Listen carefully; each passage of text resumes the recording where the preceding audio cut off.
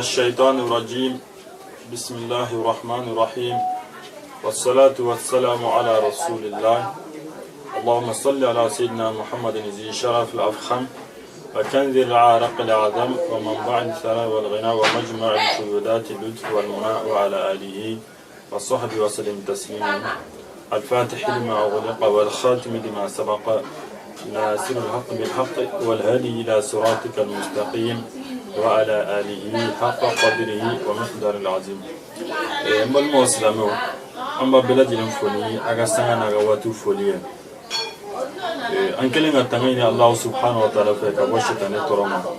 ألم من كلا فرلا كريفين كبو الله سبحانه وتعالى جهننا كسبك منا الله لي أمولي كفاينا كان لنا كفوشتاني أنجو لا بلي بادودو sabla le kera sawi ka anfa no ye anfa adam ye kalabu ka war jina kono ambe gelaw gelala asabu famba do ale o konna no tugini ale tefe mashika do aljina kono don ale de jugu la bumba mayni allah subhanahu wa ta'ala fe ala kan kishi kan tanga ka wa torama ngo be ma sisini dala masatoy ya rabbi ala ka barka do nga foto nga ketawla ani yanga wati belajele ala ka barka danga ko belajelena no mana temega boy amayna allah subhanahu wa ta'ala fe ala ka nema ni kishi ala ko shuru jawla fasmantika danfo la fasmanti min chini kala hine kala danfo belajele ma muhammad ibn abdullah alayhi salatu wasalam ale nyonte anyo mana wa nyonte na tuguni mayna ala fe ala kan na fana barkae ana zuriya belajele ko fe ambe folu kun folo mo ta ko nyeshi anga sabu ni moma no yamba ba flawe amma saw belajele no gorame al-islamé be yoro rambe befo antuna kuma kun dalaja nan sigile an asigi barkama do keneka sigimi nabna bole hijabuka alhamdulillah ni am hijabu de abi wele de ko sutura ato de ko sutura musugi yere sutura kiyere datu donc sutura kadibe me yananga dola hijabu e wajibi blendo abe do kono ka fugo hijabu do yere ta kalama ka fugo wajibi do Allah subhanahu wa ta'ala wajibiya muso kani balugora do fina ko akunnana abe do hagilla ka fugo ni fulla dron le ko hijabu be wajibi kayo da tangi ni muso baluga dron aka to ga hijabu do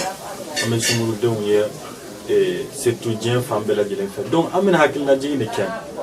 minu be ulutano ma fu wajibi do ka tsika to chogomina nala sono yango mission yi inafo allah subhanahu wa ta'ala kira yamara chogomna minu fene ba don be unyina ne ba ko amna ulu hakilje ambal muslimo hijabu ile miya anafa jumaye ani kire ba wali jumaye faka ya flane donc no bora tuguni minu yere fene ba do ulu mo fu itala amaro ngofo an sigilembe ni kuma belajele umana ni famala bado do wa buko ni be histoire kan ulu je m'en foutisme be mini ko wa je m'en foutisme allah subhanahu wa ta'ala bi sala ni ka je m'en foutisme na barade donc an sigilembe na be montana ni dongo fo allah subhanahu wa ta'ala ni fo qur'an sema qur'ani hadisa amina odi lakale amina hakina jigike minu mo bala ulu ka ta sabla jonkuna ni do be soro mawla ulu ba ta me minu fene mo tala mana ni fama an sigilembe na yalo chami do qur'an sema ko الله سبحانه وتعالى سبحان القائل جل وعلا في محكم تنزيله أقول يا أيها النبي قل لأزواجك وبناتك ونساء المؤمنين يدنين عليهن من جلابيبهن ذلك عدنا أن يقبل ولا يقبل وكان الله غفورا رحيما أقول محمد بن عبد الله ما ينفع أقول ifurmuso yana iga sotugo yana no ye mumuni ba ko de allah subhanahu wa ta'ala de anya malaika ko kira alayhi salam aga sotuki ya mbawle wala kiga fo iga sotugo yana ka fo demso yana ka soro ka kala fo mumuni muso bela jele yana tange ni mumuni idale mira ka fo islam muso dafale allah subhanahu wa ta'ala ka messangero ka di kira mako kira ka fo yana do ni kira te sta kira ya mission accompli ka ba donc minu makke kira ka wati la donc don mo alhamdulillah ala ya onde gasige ke wala tele bagay donc amina fo mo muso bela jele na ale mission jumen fo kasewuma odi Allah subhanahu wa ta'ala ko yudnina alayhinna min jalabibihinna ku kabu musu kallangana umana boyoro tange ni keleni chete nyonka ani zuma haramo ki kallangana biri kana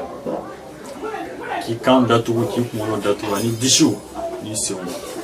donc Allah subhanahu wa ta'ala ko mu'min muso sambla odi bina ke différencier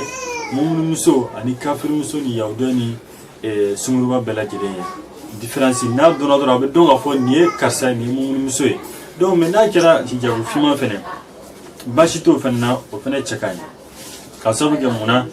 adna surla do be ka ke cheni ko de ka kokolon ko duguma mais Allah subhanahu wa ta'ala ka yamara ka no muso ko ni ayede datugo hijabu na de kana ko noa na kira fima o ge sobe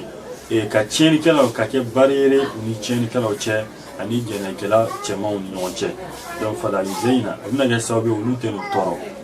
on ikano ko Allah subhanahu wa ta'ala ayam kunche ko ale kira ya fama sai donc ni ko koloni mamin benna ko la blamun ke ka boka so sans hijab donc amaina la fa ale ya fama sai tubi dal lendo bela jere ga tubi da sai ka to ka do minu fene magutala o yulu kungwe Allah subhanahu wa ta'ala ira ayinda dikan di chokema abu kullil mu'minina يغضوا من أبصارهم ويحفظوا فروجهم ذلك أزكى لهم إن الله خبير بما يصنعون صدق الله العظيم أقول محمد أفهم مني تشمونا كونية داتو كونية وجيكي لأنكو فلو وتينو إيكا أفانتاجية نو برا درون فلانا وبسبيكا دون موضوكو لك الأولى وعليك الثاني والثالث إلى آخر كفلو كوني oyi obi bolo oyi ga kan meno bolo flana sabana iki nyama jige me do ere fene tini jado kojuwe do ere bolo ka sigi ga wal musula gidro ndawni kare dawla ikano ko fo duka jurumu de che ka kire ka jurumu do be jurumu dawla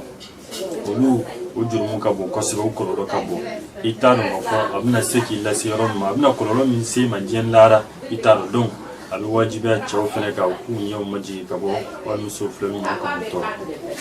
to nambure kira alayhi salam aga hadisa sinman jumen nana ni kibara hadisa jumen nana kana bagwali kenina o hadisa balmo enni angalam hadisa alumo wala siram kosuba wi hadisa hadathana jarir بن سهيل عن أبي هريرة رضي الله عنه قال رسول الله صلى الله عليه وسلم حديثين ما فلاك أبو جرير لما ألفنا ما فلاك أبو سهل ما دون فان نسي أبي هريرة ما أبو هريرة كو عليه مكرا عليه الصلاة والسلام مسلم كحديثه كرا بافين أكو صنفان من أهل النار لم أرهما أكو قوم معهم سيات كأذناب البقر يضربون بها الناس والنساء كاسيات عاريات مميلات مائلات أكو لا رؤوسهن كأسنمة البخت المائلة لا يدخلن الجنة ولا يجدون ريحها وإن ريحها لا يوجد من مسيرة كذا وكذا حديثين مفاينة أكو جمع كل فلابي نيم منطولة ولوتو دو الجنة كونو فيو فيو كومي كوالي مويه نوني أفلابي وتدو الجنة نوني أفلو جمع كوي جمع كل لولوتي باركني الشريعي ukoni jole mesera dawde la ko busan lo bubola busan be na fo fali e mishi kukala obe maw goshina doro klembali anyeka do meni takara sharia le ko ko na bashtola no be ba mo makasabe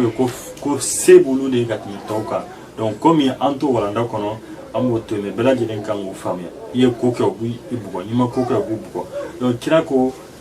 o jama kulunno umana leka wati la fulana Allah subhanahu wa ta'ala ali da dunya kafurna on nambara fulana jumen o de fulana ako wan nisaa'un kasiyatun ariyatun mumilatun mailatun musum ako finimbula mabina finitula finimbula ngawlangulundo o hadisen de kumo de ka kosbe amina ka hadisen me kabini wati jan alhamdulillah nga kalawna na sama donc aka kanga mo fena hakili jigala wati be kabina ndo mani amito ga me koni jembi tamasere sera ko so langolo na tama ga so tinula hadise me muira na fura fini bila me langolo a bɛ se ka kɛ fini b'i ka valise kɔnɔ a caman ba mais lankolon bɛ kɛnɛma a bɛ se ka kɛ fɛnɛ fini b'i yɛrɛ la comportement mais lankolon bɛ ka taama donc o bɛɛ lajɛlen bɛ se ka kɛ ka sababu kɛ mun na fini transparent bɛ ka don an balimamuso ni n balakaw fɛ fini transparent min i farikolo bɛɛ lajɛlen bɛ kɛnɛma i disiw ni kɔw ni sinw ni worow bɛɛ lajɛlen bɛ kɛnɛma a bɛ i n'a fɔ ntalen ka so a tɛ so ko mago ye so tɔgɔ dɔrɔn de b'a la ni sanji nana a tɛ sanji kunbɛn a tɛ fiɲɛ kunbɛn a tɛ se ka foyi nafa mais so tɔgɔ dɔrɔn de dalen b'a la o de ye ntalen ka so ye donc fini tɔgɔ dɔrɔn de b'i la mais fini min don c'est très transparent fini min don a bɛ seere kojugu la a ka surun i fan bɛɛ lajɛlen bɛ kɛnɛ donc a bɛ se m'o ye a ko mumilaatu maayilaatu olu bɛ kɛ sababu ye ka maaw k'olu jɛngɛ ka taa Alahu subhanahu wa ta'ala ka ɲagata ma o yɛrɛ fɛnɛ o jɛngɛnen don o bɛ mun yira u jɛngɛnen don o bɛ maaw jɛngɛ ka taa Alahu subhanahu wa ta'ala ka ɲagata ma dɔw yɛrɛ ko u bɛ maaw jɛngɛ ka taa jahanɛmɛ ma donc ka sababu kɛ sama bɛ k'a ɲɛsin jahanɛmɛ tasuma ma donc badeni sirilen b'a la sama dun bɛ k'a ɲɛsin tasuma ma par fini a bɛna badeni a bɛna sama ka taa n'a nɔfɛ donc olu yɛrɛ jɛngɛnen don déjà u jɛngɛnen don ka bɔ Alahu subhanahu wa ta'ala ka hinɛ ma donc mais u bɛ ka maa wɛrɛw fɛnɛ jɛngɛ u nɔfɛ sabula n'u bɔra dɔrɔn walicɛw de bɛ commencer k'u layɛ u y'a dabɔ o de kama balimamuso a ka kan kana kɛ cɛɲini kosɔn n'a y'a sɔrɔ cɛko b'i la i mago bɛ cɛɲini na a ka ca Alahu subhanahu wa ta'ala fɛ hali n'i ye hijabu don Ala bɛ se ka cɛ barikama cɛ ɲuman nɔgɔya ye min bɛ se k'i nafa i ka diɲɛ n'i ka lahara donc an balimamuso ka kan ka miiri waati bɛɛ lajɛlen donc kira y'a di san yira bagabani min b'a la u bɛ maaw jɛngɛ u yɛrɛ fɛnɛ jɛngɛnen don ka bɔ Ala ka hinɛ ma a ko ru'usuna ka'asnimatil bukhtil ma'ila walima soit u bɛ maaw jɛngɛ cogo min na u bɛ kɛ sababu ye k'u terimusow fɛnɛ kala u ka baara jugu ninnu na mèches bɛ da produit u bɛ ɲɔgɔn kala o mun cogo la ani mèches don cogo la ani sɔniw n'i y'a ye i n'a fɔ subaga min tɛmɛtɔ filɛ donc a ko ru'usuna ka'asnimatil bukhtil ma'ila la yadkhulna aljannata wa la yajiduna rihaha u kunkolo bɛ i n'a fɔ ɲaamɛ jɛngɛnen kunkolo ɲaamɛ jɛngɛnen i n'a fɔ jɔngɔ min bɛ ɲaamɛ kɔ kan a bɛ to ka jɛngɛ ka taa a kɛrɛkelenw kan donc u kunkolo bɛ i n'a fɔ u ye mun yira n na kira y'a mèche a y'a taamasere kabini a ka waati la donc an ɲɛ b'a la mèche kɛlen bɛ ka kunkolo fa dɛbɛ kira ye a bɛɛ lajɛlen fɔ an ɲɛna a y'an kalan a bɛɛ lajɛlen na ka tɛmɛ a ko u kunkolo falen don donc